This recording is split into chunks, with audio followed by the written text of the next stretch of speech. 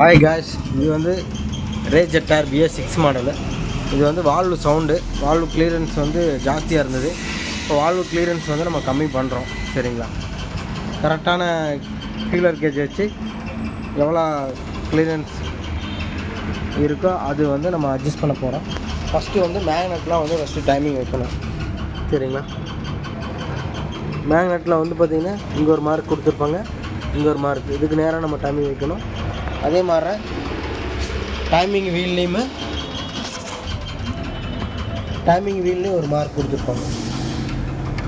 அதே மாதிரி ஹெட்டு, அந்த டைமிங் வீலுக்கும் ஹெட்டுக்கும் சென்டரில் ஒரு மார்க் கொடுத்துருப்பாங்க.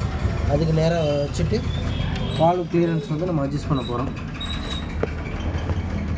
இன்லெட்டுக்கு வந்து பார்த்திங்கன்னா 0.08 mm to 10 mm.